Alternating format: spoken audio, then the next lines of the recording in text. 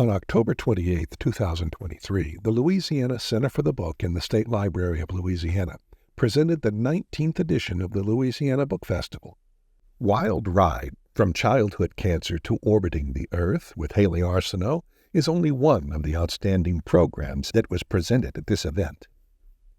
Hayley Arceneaux is a St. Jude Children's Research Hospital physician assistant, a career she committed to at age 10 after surviving pediatric bone cancer. At age 29, she joined Inspiration 4, the first all-civilian orbital space mission, which launched on September 15, 2021, and successfully waterlanded 3 days later, making her the youngest American to orbit the Earth, the first pediatric cancer survivor in space, and the first astronaut with a prosthetic body part. Here now is Hayley Arceneaux. Hi, everyone. Thank you so much for being here. My name is Hayley Arceneaux, and it's great to be able to talk to you this morning about my story and then also about my book's Wild Ride. And so just a little bit about me and my background. I'm from this area. I grew up in St. Francisville, and I absolutely loved growing up in Louisiana. Had a very normal, happy, active childhood. And as a 10-year-old, I had just achieved the biggest accomplishment of my young life, which was earning my black belt in Taekwondo. But around that time, I started having pain in one of my legs. And that worsened to the point where I was limping. And then we noticed I had this new lump above my knee. And so we went to get that checked out. And then I heard the words that would change my life forever, that I had cancer. I had a type of bone cancer called osteosarcoma. And so we moved from Louisiana to Memphis for a year, where I was treated at St. Jude. And I spent a year in treatment, undergoing intensive chemotherapy, and then I also had surgery to save my leg, where they removed the part of my bone that was affected by the tumor and replaced it with an internal prosthesis. And the year at St. Jude was the toughest year of my life, but it also really made me who I am, and it gave me so much purpose. And even as a 10-year-old, I knew that when I grew up, I wanted to return to work at St. Jude and be able to share with other kids going through the same thing the hope that the staff shared with me. They made such a scary time. They actually made it full of hope, and we talked about a life after cancer. They gave me the opportunity to dream, and so I wanted to return to work at St. Jude someday. And I became a physician assistant, and I got my dream job at St. Jude, which is absolutely incredible. I work as a PA with kids who are in the hospital with leukemia and lymphoma. And truly, I had this very specific memory several months after I'm working there, and I'm just thinking, like, life has peaked. Like, life truly could not get any better. And then I had no idea what was in store for me after that. Just a couple weeks later, I get an email from St. Jude, and they said they want to speak to me about a unique opportunity. And this unique opportunity actually turned out to be an invitation to become an astronaut and go to outer space. There was this fundraising mission that was raising money for St. Jude, and it just also happened to be the first all-civilian mission to space. And so they invited me to be part of it as the ambassador for the hospital. And so I said yes to that and started training for space. Astronaut training was very fun, very intense, and it was about 6 months of training. And then in September of 2021, I launched from Cape Canaveral, spent 3 days in orbit, which was just the most incredible and life-changing experience. And while we were up there, we were busy. We were doing a lot of research, really mostly biomedical research, learning more about how the human body functions in space and getting more data as eventually we want to fly more and more people to space. And a really special part of being in orbit, my favorite part of the whole experience was while we were up there, we were able to call the St. Jude patients. And we had a live call with the kids at St. Jude, and some of the kids on this call were actually calling us from their hospital beds. And they asked us questions about being in space, and they were able to see us, and we gave them a tour of the spacecraft. And I ended the call just telling these kids that if I can do this, you can do this. And it's truly the message of Wild Ride. If I can do this, you can do this. And I know that not everyone had childhood cancer to overcome, but everyone has something in their life, something that hurts to the core, something that makes you lose hope at times. For me, going through cancer taught me so much about the importance of having hope, and that hope can really carry you through the toughest situations in life. And so when I got back to Earth, I started writing Wild Ride. I knew before I went to space that I wanted to share my story. And a big reason that I wanted to share it was because when I was training and word was getting out about the mission, I was hearing from people, and I was really touched by hearing from strangers who told me that they felt inspired by my story, either that they were going through a tough time with their health, or that just by me saying yes to go into space, they felt empowered to say yes to opportunities that come their way. And so I wanted to share my story in a more permanent way by writing this book. And so I came back to Earth, and I spent several months writing.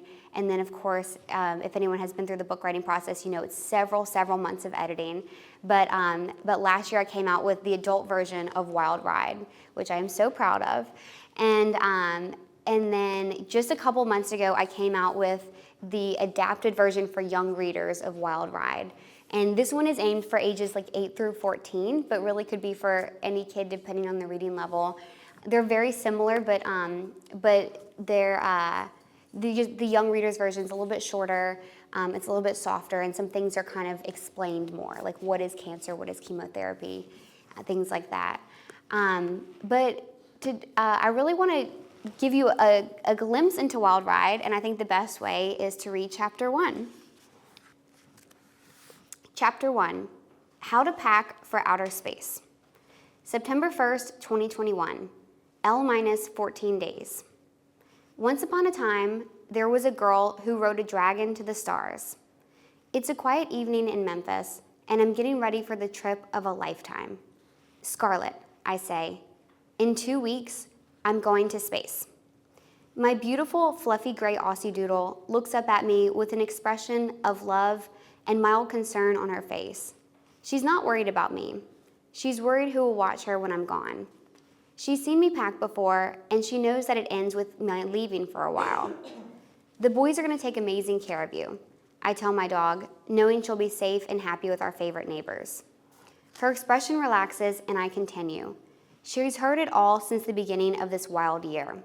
The Dragon spacecraft, the Falcon 9 rocket, the fact that we're going deeper into space than anyone has been in over 20 years. The two of us are quarantining at home together.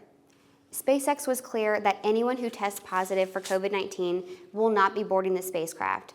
And getting sick at this point is just not an option, because there's no way I'm letting anything keep me from the ride of my life. I can't wait. There's nothing I love more than traveling to a place I've never been before. Plus, I hear the views are incredible. In case you're wondering, no, this is not the beginning of a sci-fi fairy tale. Forget science fiction. This is science fact. And the fact is that very soon, I'll be strapping into a spacecraft with my crew. Our mission, after launch, will be 370 miles above the surface of Earth, orbiting for 3 days at 17,500 miles an hour before we splash back down in the Atlantic Ocean.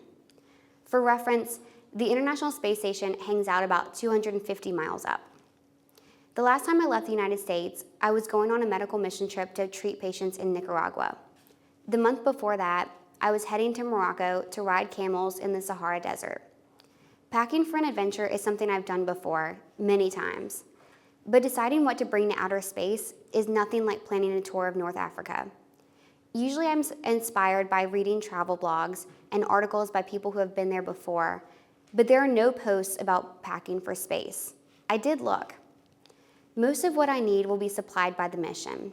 Just a week after I was selected, I was fitted for a sharp white spacesuit by a woman who used to make superhero costumes for movies. That was 9 months ago. Now, launch is only days away. I'm no superhero, and this isn't a movie, but I'm going to wear the hell out of that suit. This will be my first liftoff, but as someone who's been to 5 continents and counting, I know the rush I get when the plane takes off. From an airplane, which flies barely 6 miles above Earth, it feels like you can see it all. How the coastline juts out from one place and pulls back in another. The way rivers curve through farmland. We're going to be higher in the sky than any civilian has ever been. I feel so lucky to get a chance to see the world from that angle, even as I'll be sharing a 26.7 by 13-foot capsule with 3 other people for 3 days. It's a good thing I have a lot of experience sleeping in hostels. I'll never forget the day I got the call. It was January 5th, 2021, only 9 months earlier, and I had a phone meeting scheduled with St. Jude Children's Research Hospital.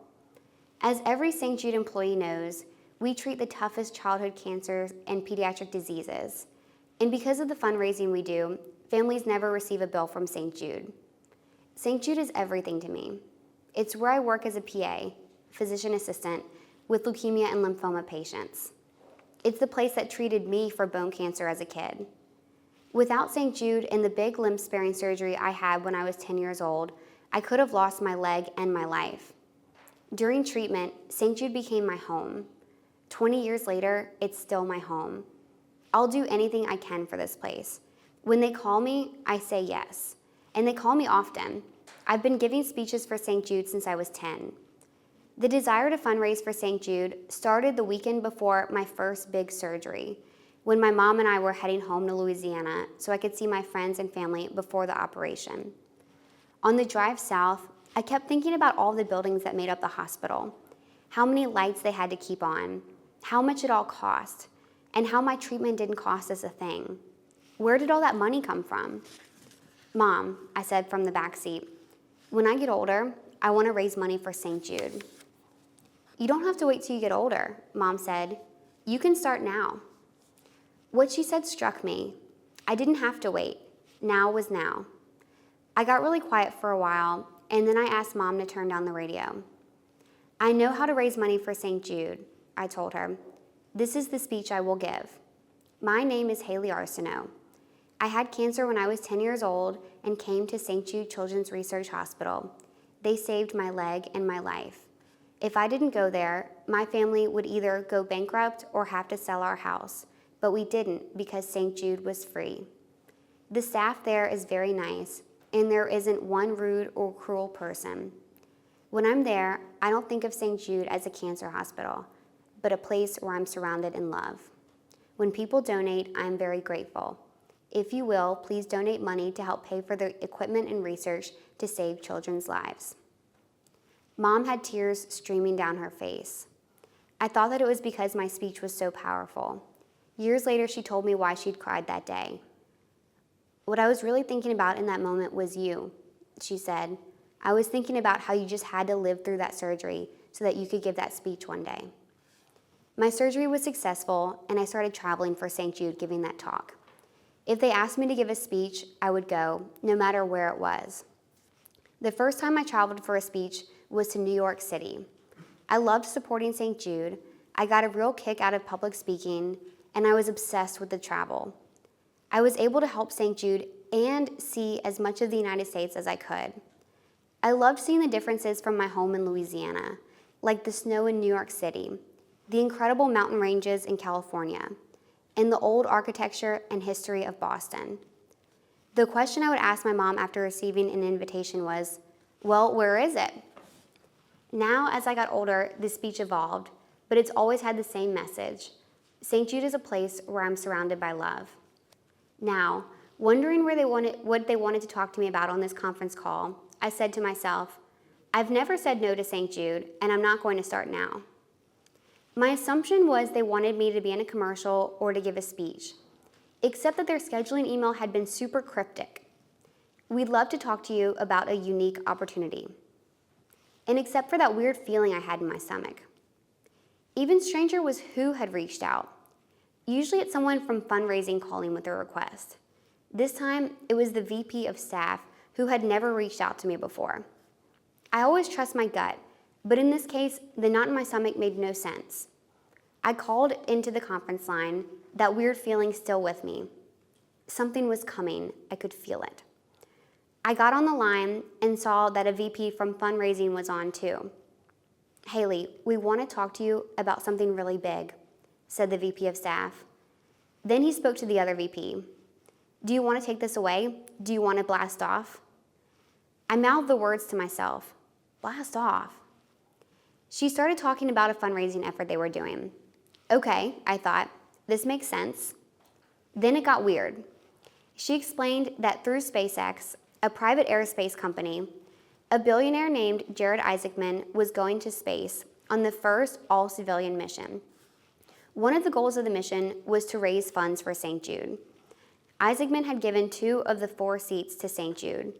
One was going to be used as part of the fundraising effort. One was for a St. Jude ambassador. Then she said something even more unexpected. "We'd love to send you." I laughed. It was the only natural response. Then I said, "Are you serious?" They assured me that they were very serious. "Will you consider it?" "Yes."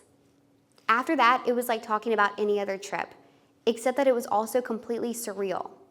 Space, wow. For how long? 3 days. "Let me talk to my family and make sure they're not adamantly opposed," I said, but my answer is yes. After we hung up, I looked at my hands closely, staring at my palms and my fingers, wondering if I was hallucinating. Had that really happened? My hands were shaking. My whole body was shaking. I FaceTimed Mom. "You are not going to believe this." My family has been through a lot with me, and they had gotten used to my getting on a plane and going on an adventure whenever I felt like it. This was different. How were they going to feel? However they felt, I knew I had to go. "I just got invited to go to space." "What?" "It's true," I said. Her eyes were bright. She looked so excited for me. "I can't pass up this opportunity," I continued. "No, you can't," she said. "This is once in a lifetime." We looked at each other and she said, "Call Hayden." That's what Mom always says. Any issue, her response is, "Call your brother." Hayden is the logical one in the family.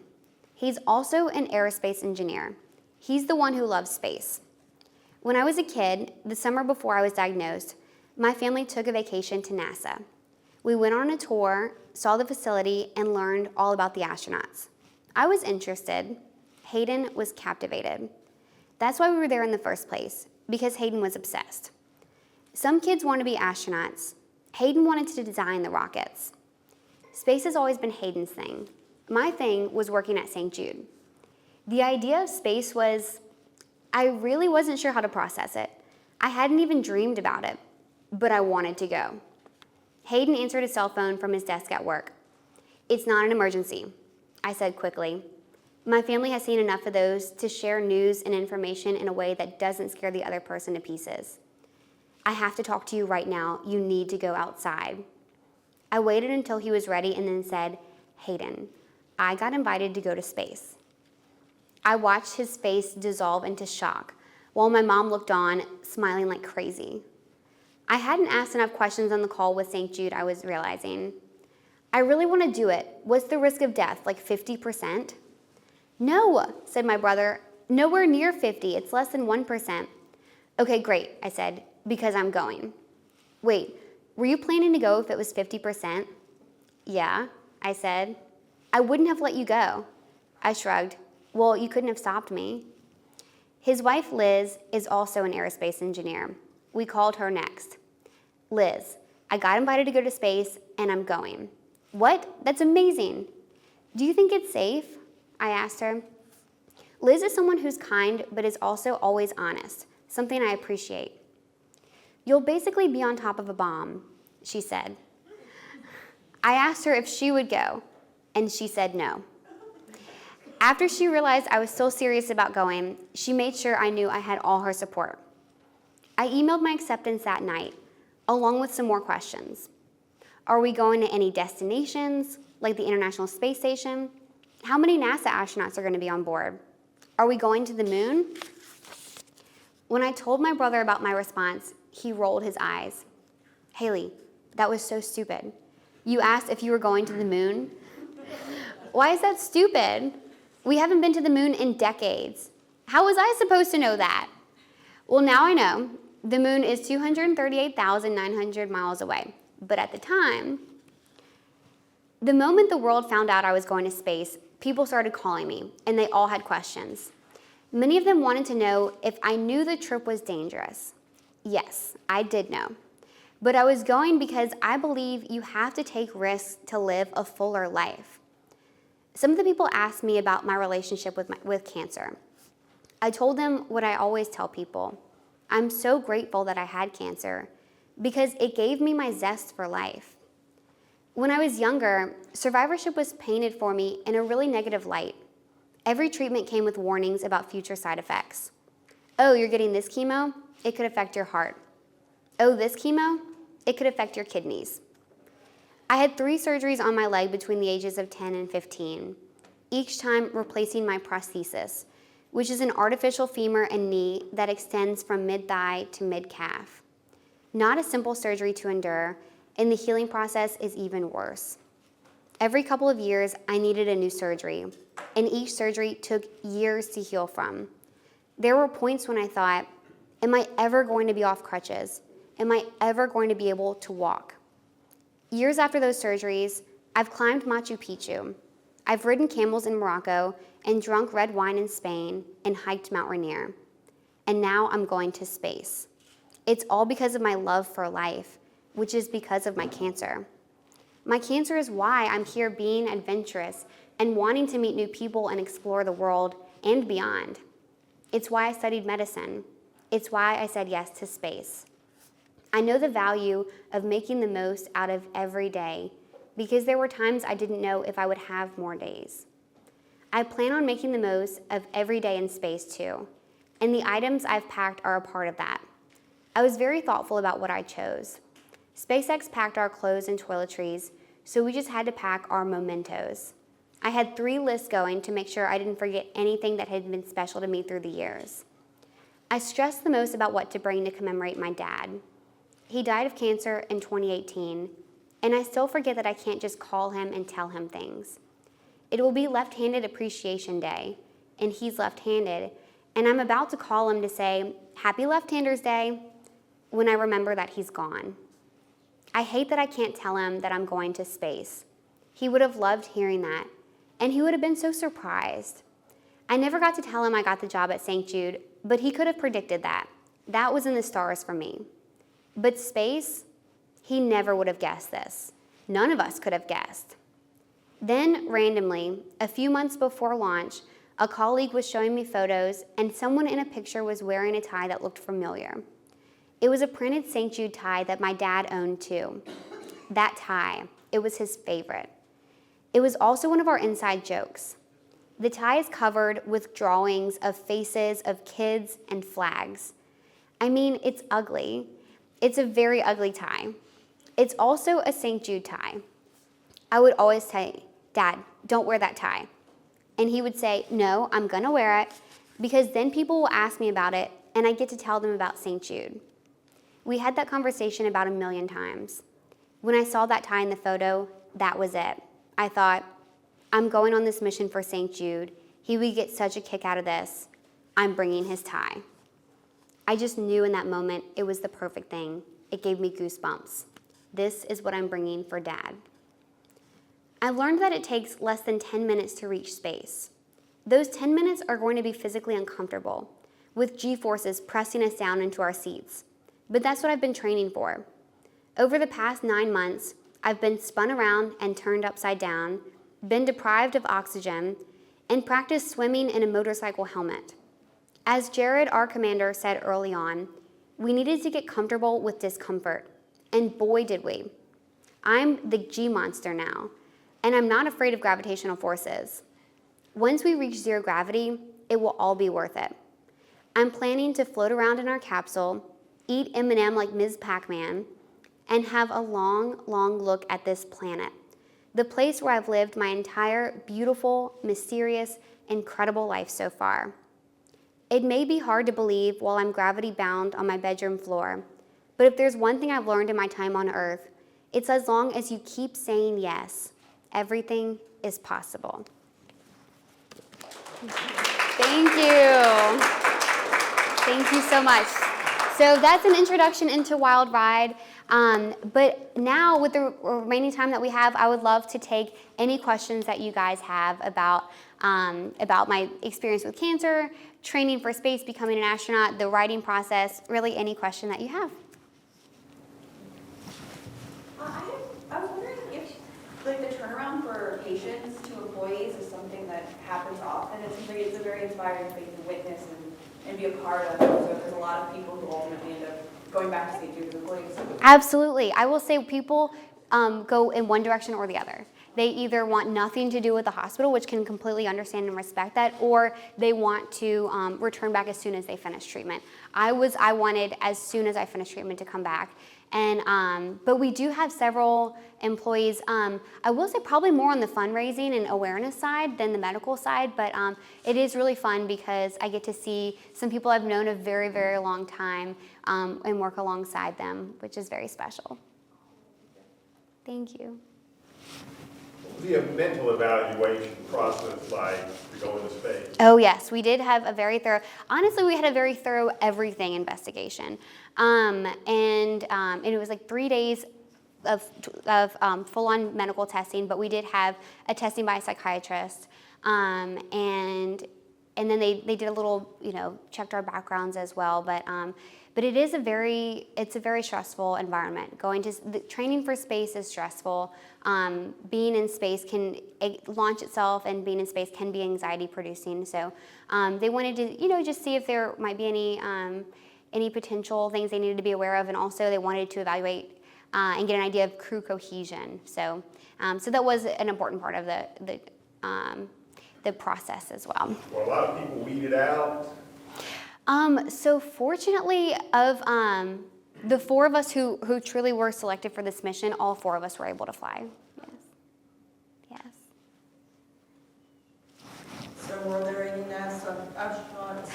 Oh, no, there was not. So, and that was also a very fun conversation with my mother when she was like, well, how many NASA astronauts are going to be on board? And I said, none. And then there was silence on the phone.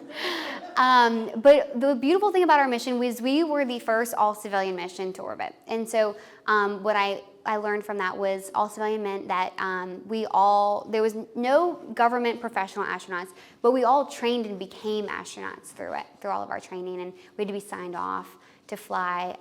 But the training was very intensive, especially in the academics, because we really learned how the spacecraft operated, how everything worked together, so that if there were any issues, we could really understand what was going on.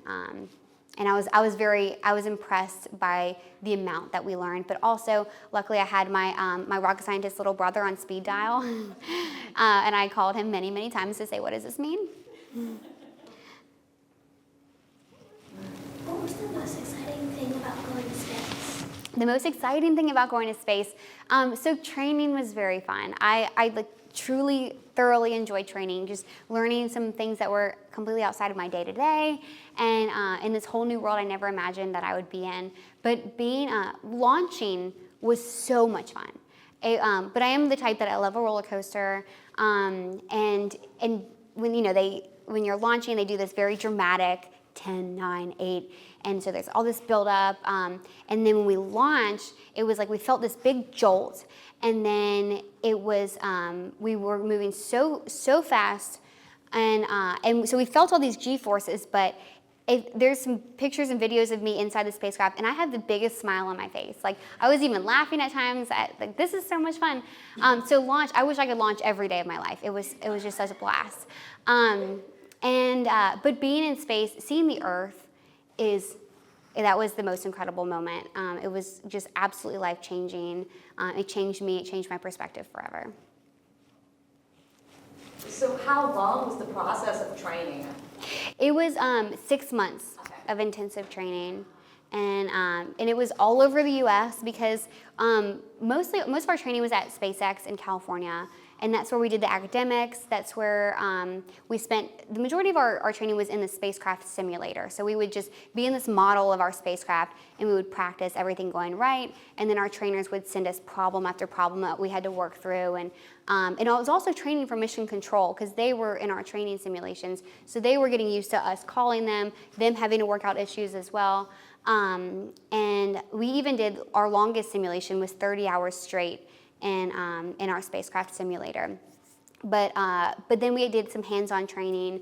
We, all over the US. We did centrifuge training to learn about G-forces in Pennsylvania. We did fighter jet training to hit even higher G-forces in Montana, water survival training, because that was training if our spacecraft splashed down in the ocean, and we trained for in an emergency we might have to exit our spacecraft and like swim out of it. And so we trained for that in Florida. We took a zero gravity flight, learning about a little bit of getting a little taste of weightlessness, and we did hypoxia training where they took away our oxygen, and we had to learn what that felt like in order to be able to detect if any of the oxygen levels in the spacecraft were to be off while we were in orbit. And we, as our crew bonding experience, we climbed Mount Rainier in Washington. And that was, to be honest, I was more nervous to climb the mountain than I was going to space.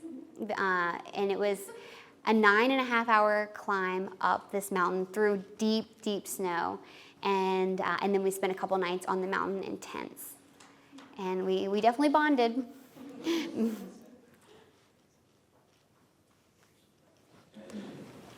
After 6 months of training, what were you not prepared for? What was your biggest surprise during the mission? I will say nothing prepares you to see the Earth. And I did not expect that. I knew I would get up there, I'd be like, wow, this is so pretty. Like, I knew I would love it. But when I saw it, and our spacecraft was unique in that we flew this giant dome window. It was actually the largest window that had ever been flown in space, which was so fun because we could put our whole bodies into it and see the whole Earth in front of us. And especially how high we were into space, we had really incredible views. And when I saw the Earth from the cupola, I froze. I couldn't even move, and couldn't speak. And it changed my life. And it was the most beautiful thing I've ever seen, but I wasn't expecting to be so blown away by it. And then also I was just really struck by the depth of the planet because, I'd seen so many pictures, videos of the Earth through the years, but really being up there and just seeing how alive it was and just so much, how 3D and all the depth. Yeah. Anyone want to go to space now? Do you feel that your medical training helped prepare for any of this training? And did they utilize your medical training? Did they say, Oh, yeah, hey, great you're question. going to kind of be in charge if there's a medical emergency here? Great question, yes. So I am, my background as a PA, it definitely taught me how to study. And it taught me also how to, especially like when you start out like medical training and you really are so unsure of yourself, you kind of get used to that feeling. And then slowly gaining confidence. And so I think that helped me with astronaut training. But my role on the mission was I was the medical officer. And so I did, in addition, go through some special medical officer training to really learn about the physiology of the body in orbit, which is a little bit different as everything is floating, and including some of the fluid in your body. And then some of my crew members in orbit were sick. And I had to give them shots of anti-nausea medication, which in theory sounds easy, but in orbit, I went to draw up the medicine from the vial, and the medicine is floating in the vial. And so I have my needle in there, and I'm chasing it down, and every time I pull it up, the syringe is full of bubbles. It's medicine in bubbles. And I just kept trying, and then I finally told my crew members, I was like, look, if you want the medicine, you're gonna have some bubbles too. And they were like, will I die? And I was like, no, you won't die, it's going in your muscle. But as I'm telling the story, I saved the mission.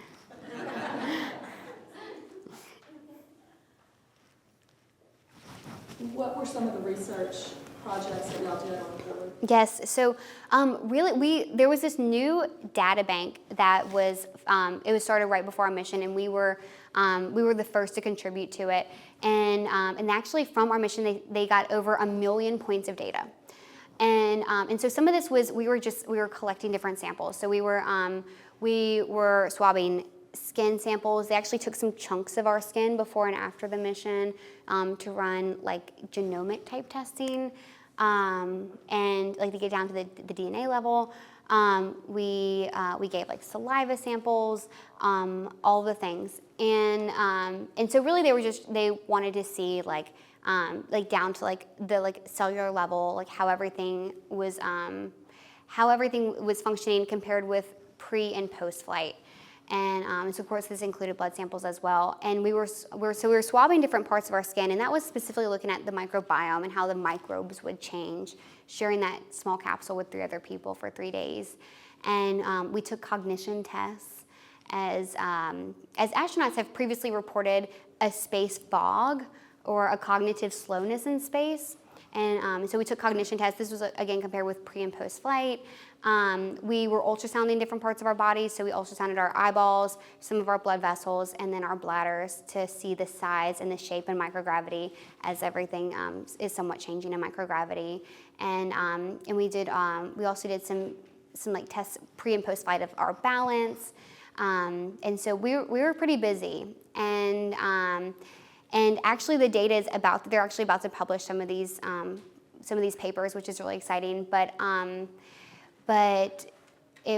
we had a timeline uploaded by SpaceX. And so we were on a strict schedule, but so much of our time in orbit was spent doing research.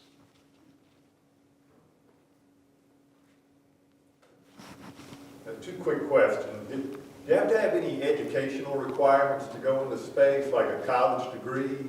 And you think you'll ever go back into space? We didn't have any educational requirements. Actually, all of us, the others on the mission somewhat came from, the guy the philanthropist who bought the mission, he actually doesn't have a college degree. He started a company and was very successful. And then one of my other crew members is a geoscientist, so that was very handy. And then the other one was a data engineer. And we all worked really well together. But if I ever would go back, there is a chance I would be invited back to space since I've gone through this training. But truly, I would like other people to go. I feel very fortunate to have been given this opportunity that I never could have imagined in my life. I never saw coming, and I'd like other people to have that same incredible opportunity. When I went to space, I was the 570th person to have orbited the Earth, which in all of human existence is not very many people. And of that number, less than 70 women. And so I'd like to see that number grow, and I'd like to see more women in space. Great. Any other questions? Awesome. Well, thank you guys so much for being here, and so I'm going to be signing. I have the adult version of Wild Ride, and then also for young readers. But I really appreciate your time and your questions, and thank you so much for being here to support the Book Fest. Thanks.